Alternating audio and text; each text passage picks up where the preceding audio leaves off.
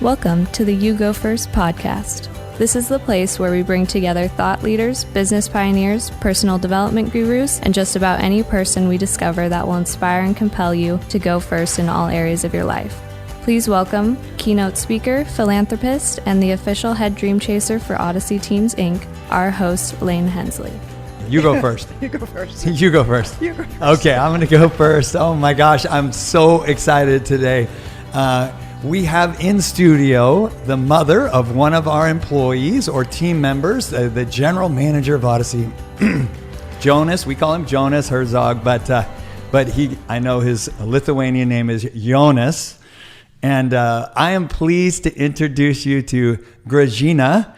And she is I'm blowing my mind right now. So I'm introducing to you Grazina, who speaks 7 languages, immigrated from Lithuania. She's going to tell some stories about escaping Lithuania and the German army and all those kinds of things. And the more when I've met you and heard these stories, and Jonas has told me stories about you, I'm like, we got to have her on the podcast. Like, in the spirit of You Go First, you have gone first to be a pioneer in so many ways.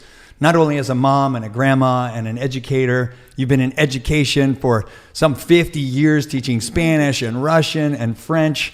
And so I'm privileged to introduce all of you to Grazina, Jonas's mother and the grandmother, of course, of his children, and just an awesome influence. We're so blessed to get to work with Jonas. And I just want to know more about how you became you and how that led into Jonas. So can you start us at the beginning? Here you are, and if you don't want to give away your age, that's fine. You can just say a long time ago, I was born in Lithuania, and this is what it was like. But can you tell us a little bit? I'm fine with my age. I'm 85. And as I said, I'm cutting it off at 90. That's it. That's when you're going to stop revealing. Okay. So you're 85 years ago, and that's actually the same age as my father, so that's very cool. You're born in Lithuania. What was it like? How many brothers and sisters? And what do you remember from your childhood? Just a few snippets. And then, of course, the day, hey, we're moving, we're escaping Lithuania. Just give us a snapshot in that. And then, of course, we'll fast forward to, like, as an educator and what you see in the world right now and pass along some of your wisdom. And I'll walk you through those things as much as I can. Okay. So talk about your childhood. I was 8 years old when I found out my sister and my brother came in and told me to pack a little suitcase. We're leaving because the Russians are coming to get us. My father was in jail from 39 to 42, and he was going to be executed in 42 by the Russians. And in the morning, the Germans pulled the Russians back, and he was saved. He came back to us after spending, the 2 years in jail. And so because my father was so against Russians and communism, we were on the list to be deported to Siberia. And my sister and my brother decided that we have to leave. So we just left. We had a farm. We left everything behind, just got a suitcase, got into a covered wagon type we had and a horse, and we left Lithuania, pulling away with the German army. Like following you behind, like just in the nick of time. Because we were not Jewish, they let us go. But if you're Jewish, you couldn't do that. And many of the Lithuanian people who left Lithuania this way, the Jewish people were giving their children away, say, take them as one of you. Wow. So they were saved from the Russians. So you're the baby of the family, the darling child, probably. Yes. And your brother and sister decide this? Your father is... Yes, because my father had passed away a year before. Uh-huh. He came from the jail, lived for a year, and then he passed away. It was just you and your brother and sister working this farm? What were you farming? My mother was the farmer. Oh, okay. And when my father was in jail, they sent me away to my grandma's house and my uncle. And there I got an education. My uncle was very much into cussing around. So I was at that time 6 years old. And after a couple of months there, they picked me up. And I came out with cuss words, and they were just absolutely shocked, which they never cussed, you know. Now, I heard you say cussing around. I'm like, okay, so that's an 8th language. Then you learned the sailor's language of cursing. Or the 9th language when I was working in the biscuit factory in the summer in Chicago, and I got education there also with the English language. Oh my goodness. Anyway, so that's where it was.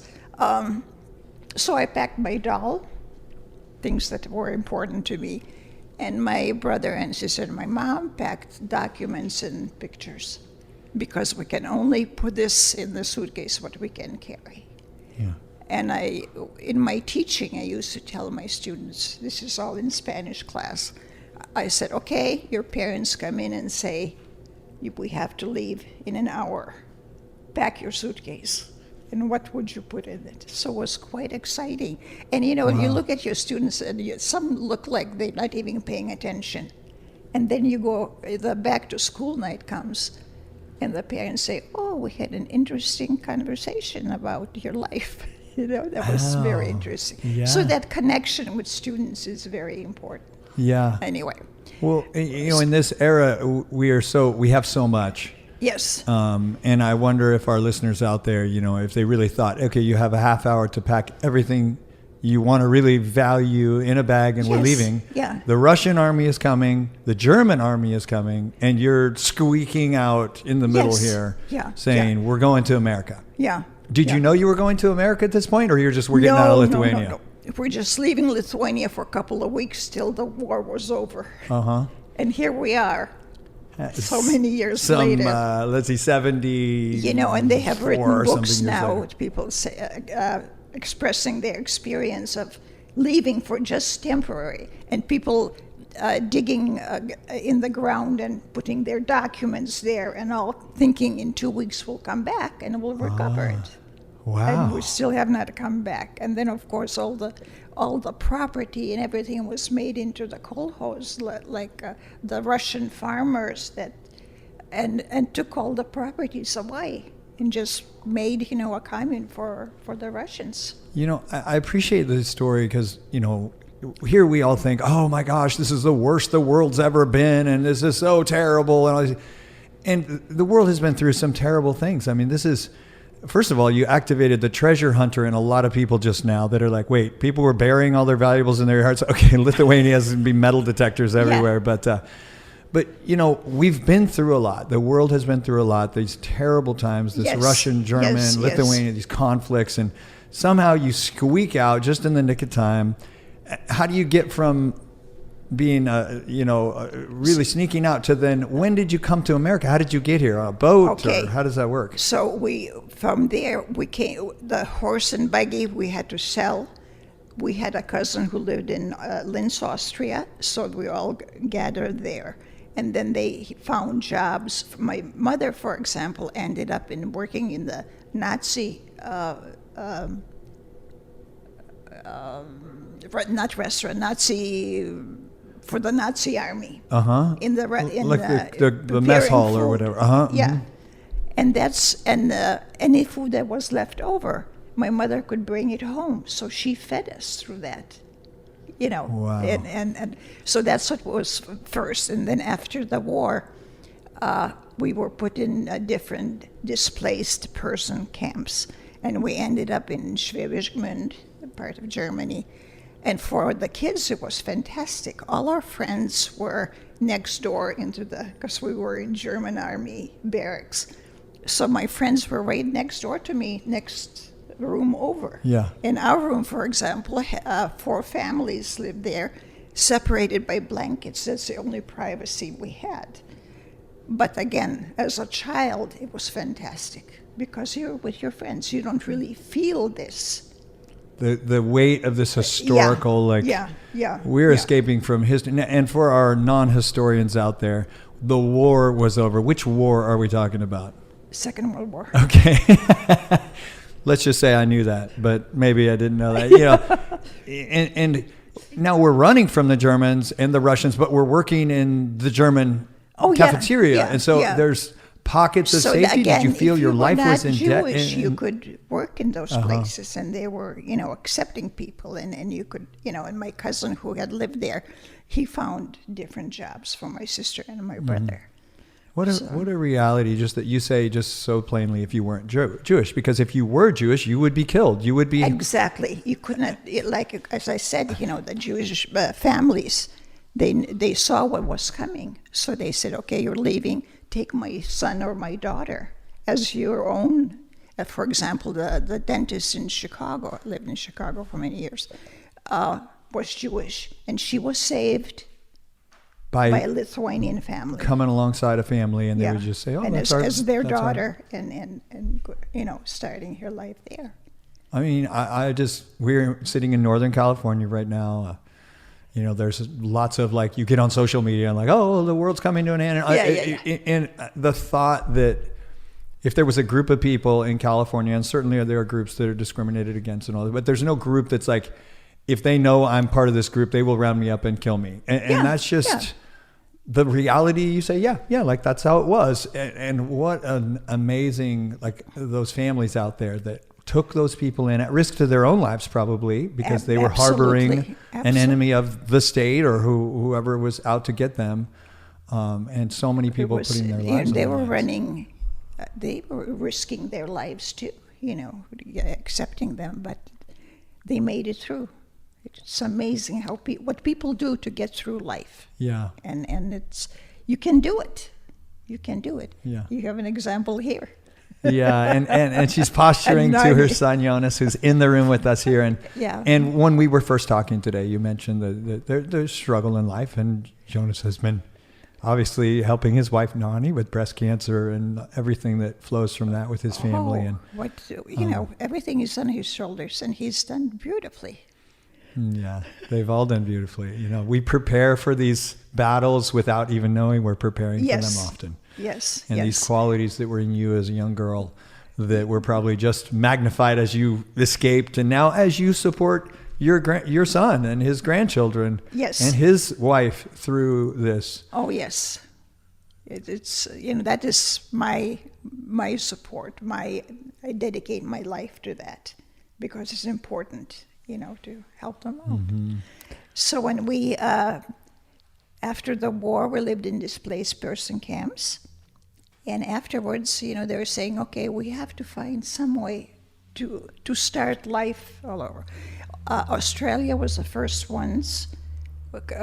countries to offer shelter for us. And we were signed up to go to Australia. In the meantime, I had a cousin who was Franciscan monk, and the monastery was in Kennebunkport. And he found a older Lithuanian lady who said, okay, I'll sponsor your family. So if you had a sponsor, you could come to United States. So we came under Omar Bundy, the warship, and we came to New Orleans, but our destination was Kennebunkport. And of course, at this time, I'm thinking America. Castles and princesses. In America. In America. And we'll pull in Mississippi Bay. Where are the castles? Where are the castles? Okay, you just covered some stuff for me. Okay, so we think we're going to Australia. We get a sponsor. What are we talking about? $10 for a family, or any idea how much that costs to sponsor you to find yourself in Mississippi? It was $160. And somebody do you know who sponsored your family? No, my cousin, who was a monk, knew her through the parish, and she was willing to sign up. And he said, I'll be responsible for whatever expenses you have. But as long as they have that sponsor ticket, we were okay. People talk about moments where your life changes, Australia or Mississippi. Yeah. and somehow, how different would your life be if it had been Australia? And I know. Without even knowing, or if you hadn't left when you did and hadn't. And the Lithuanians and all the other nationalities, they went wherever they could to start life anew. Yeah. And they knew they had to find something to do. Yeah. And as I said to Jonas, and I used to say to my students, what you learn what you put in your head, nobody can take away. Mm. You can lose all your possessions, but what's in there, that's the important thing. Yeah, wise words. Yeah. And I had students that in the 60s and 70s would not say the Pledge of Allegiance. And I would talk to them outside. I said, if you think it's so bad in the United States, and you don't like the government or whatever, go live under communism. And then come back how beautiful it is there compared to what you hate in Palos Verdes. They come from rich families, well-to-do, and they just don't know what's happening in the world. Yeah, well, I appreciate that. I've started a thought of like what, not who, because I think a lot of our political environment is about who, and really what. And what you're talking about is like, what is America? What could it be? Not who's pledging the allegiance, who isn't, but really what does it stand for? Like you said, it's communism, or it's this level of freedom that you were... Exactly, the freedom that we have here. And I love this country. And my friends who have come over feel the same way. This is our life-saving country. For example, in high school, after I finished high school, I went on to the University of Illinois and studied languages and other subjects. And our 5-year reunion, high school reunion, the American girls came back with 3 kids. And we, the displaced person people who were for education, came back with masters. So that was quite interesting, to see that. Well, like you said, and I think in that time, which obviously my mom is probably a part of that era of like, you got through high school, you would get married, you would have some kids, you would start your white picket fence and all of that. And like you said, like what we put into our mind is ours, and really the value and the opportunity education brings. And you found yourself not only learning to curse, congratulations, and you speak 7 languages. So you just picked up these languages and you have your master's, and then you start teaching. And so you've spent so much of your life giving people the gift of knowledge and education. What do you see then versus now as far as the value of education? I'm glad I'm not a teacher anymore. Mm-hmm. Because I don't see the installation of love for this country that we need to see. Interesting. Like my friends and I talk about that, and we say, okay, we lived through it. What will happen to our grandkids? What are we teaching now in the schools from what we hear in the news? So I have a heavy heart for that. Mm-hmm. And I hope that things work out and find a good, wonderful way to solve all what we have to go through. Yeah, it's certainly a challenging time, I think. Here you are as a small child immigrating to a country. You think there's going to be castles, and you think it... And in modern day, there would be no mystery. You would just check on your Instagram or on your Facebook or on your whatever, and you go, oh, no castles. We're almost overwhelmed with the amount of information, and there's this innocence that I think is lost. The technology that it has taken over the world, and that it has some good points, but also has brought in many questionable points, and that it's hard. Well, like you said, not only to be a teacher, but to be a kid. Yeah. And now, from COVID to social media to mental health and all the challenges that they're facing are so different than... And how some of the students, especially in special ed and all, they need this everyday exposure to in classroom. And look, they've been, steered away from it and not receiving it, and it's harmful. Well, let's flash to you so you find yourself here, you become a professor. Where were some of the places where you were an instructor? I started in Peoria, Illinois. I was going to be a diplomatic secretary, but the head of the department came and talked to me and offered me assistantship to get my master's and teach. Uh-huh. And so that's where I started to love teaching. And here I get into the classroom, and there are Korean veterans sitting there, and I'm thinking, oh, I'm not going to make it. But I just loved it. That's the first, Jonas will ask me, how did you, love your job? I just fell into it. It just, how life happens. Mm-hmm. Why I was going to be a diplomatic secretary, and here comes the head of the Spanish department and offers me an assistantship. So, he steered me sort of in that way.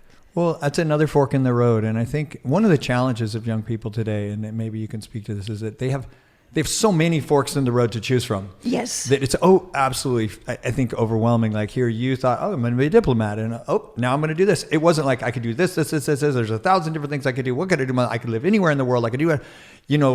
Just kind of being present enough to recognize the choice that's in front of you and then analyzing that choice and making so that it. Peoria was looking for a Spanish teacher, even though I didn't have my teacher credential.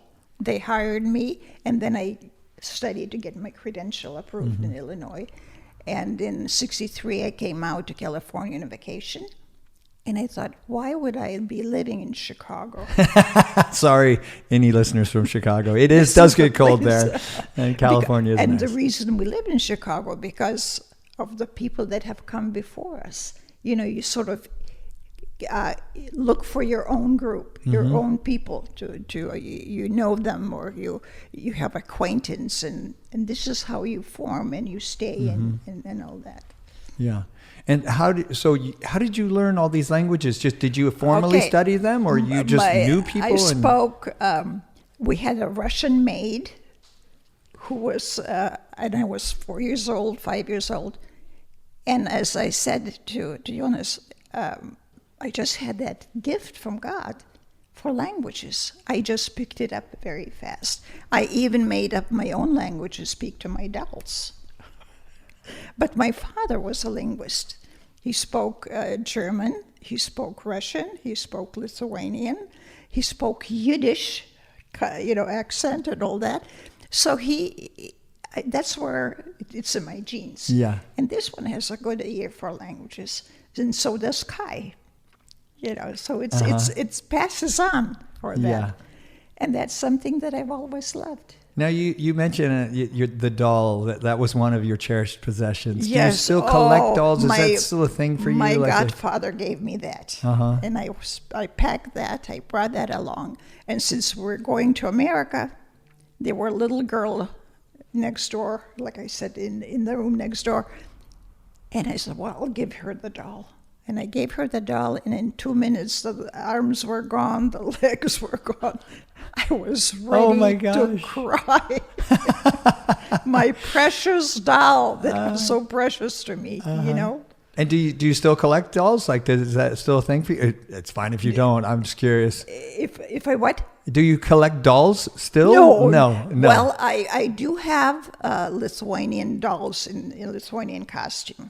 And I collected those to give to my grandkids. So I have given it to Miley, and I still have another one for Miley, and I'm saving one for Kai, for his wife or whatever. Now, you just let the cat out of the bag. If that's a secret, he's going to probably watch this. Okay, good. So, you've taught for so many years, and in the short amount of time, in the spirit of you go first, like we're trying to help people in those choices. You were at a fork in the road going, okay, am I going to be a diplomat? Okay, I'll speak. And the courage to go first and step into the unknown, I think, is just overwhelming for people. And it just was love at first sight for me. And I loved working with high school age. And they used to call me mother and so forth. And they had different students in PV from different areas. There were some Chinese, some Japanese, some Korean, and some Persian students from Iran. And I could work with all those personalities, and they're different. And also, if I go to Bar Mitzvah and I hear Hebrew, and I told my friend, I said, what does Baruch Atah Adonai mean? She says, how do you know that? I said, I heard it. She said, how can you hear it? Yeah. Like I used to call the Korean parents at home, and they wouldn't say hello, they say Yabuseo. I said, okay, this must be hello. So then I would ask my Korean student, how do I answer to that? Then they say, Annyeonghaseyo. So now I'm working on Chinese a little bit. Wow. Well, you're truly a lifelong learner. You know, you're always embracing okay, what am I learning right now? You mentioned, and I think when you say, I love teaching high school, as a father of a high schooler, I can tell you there are challenging moments, but there's something about that age that's so beautiful. I don't want to give the answer to what I appreciate about it, but what would you say you love the most about that age for young people? Just relating to them and just being there for them, because they look for support. They look, I have kept all my notes from my students that they have given me at the end of the year, thanking me for something. And I think, what did I do? Maybe I just walked by the desk and asked them how they are today. And that's all they wanted. And they thought it was so wonderful that I cared for them. And other episodes I've had, for example, the girls would come into the classroom, and with the styles that they have nowadays, you know, they're kind of provocative looking. So I would turn up the air conditioner. and they say, Senora Herzog, it's cold here. I said, I know it. There's something wrong with the air conditioner. I said, why don't you bring a little jacket? Oh my gosh. So, and it's funny, some of them played on it, came in with ski clothes and all that. And I said, that's wonderful, that's perfect for this. And then you would see them leave my classroom and all the jackets would come off, you know. Oh my gosh. I was the only one in the high school of 3,000 students. Oh my gosh, how proactive. But I loved it, you know. Yeah. I was strict, I was demanding, but I also understood and I was helpful. Mm-hmm. You said something I think important. They're looking for that connection. They're looking for someone. My wife is a nurse at the local school district here, and she tells stories about these kids that feel like they're just kind of not getting what they need at home, and they're sort of frequent flyers through the office system. And a lot of administrators go, "Oh, that's a frequent flyer," and they just sort of put them in a category of high maintenance. But those kids are like, they're crying out for help. Like, I need something I'm not getting somewhere else. You know, we had teachers that No, you're doing great. that just would come in and teach. They didn't pay any attention to the students. And the students are craving for just a one-on-one kind of situation. Mm-hmm. And I guess I saw the need, and I loved working with them. Yeah, the teaching. A friend of mine is just retiring from teaching. I think a couple days ago, was her like 37 years in teaching. And I asked her, I wanted her to be on the podcast because I think these things are tradition. Like here, you taught for 50 years, and there's something changing about that. The human spirit needs to know that someone cares about me, that someone's going to support me, someone's there for me. Absolutely. And I think, unfortunately, this generation is challenged with technology, which is such a great asset, but is also a great sort of piece that overwhelms them with like, who's there for me? The people who are liking my Instagram and my Facebook and my Snapchat, or is a teacher there for me, a parent there for me, a mentor there for me? And you know, with what's happening with families and all that, it's hard to find all that at home. You know? Yeah, it's getting more and more difficult all the time, I think, and yet, you know, we tell the truth, but there's hope. So what would you say is like your hope for young people, and you can even just think of for your own grandkids as you know, what is your hope for them? You know, look at both sides. Don't just push one agenda. You know, listen to other people, and you know, you weigh on your experience, what you have gone through, and see what you would like to see. Just not be all one-sided. That's, you know, like I said to Miley, I said, look at both sides. Look at both sides of the politics. Mm-hmm. And just choose the best and be the kindest person you can be. Mm-hmm. And care. And Nani and my son are so good as people, showing caring. I'm so proud of them for that. Mm-hmm. They're and this is part of the, like, both sides. And I think is one of the most challenging things in life is to truly try to see the world through someone else's perspective. Yes. It's one of my, like, if I could have a wish, it'd be to see me through my wife's eyes. Yeah. You know, like, how would that be? Or when you talk about perspective, like, what is a teacher's perspective now? And the kids and the administrators and the people who have to say, we're doing distance learning and where COVID has forced into this, or whether it's a politician or whether it's a police officer, or whether it's like, how do we, and it's impossible for us to fully do, but it's a lifelong quest to do that. It is. It just, we'll have to learn and see what will come out and where we end up with this. And I'm hoping for the best. Yeah.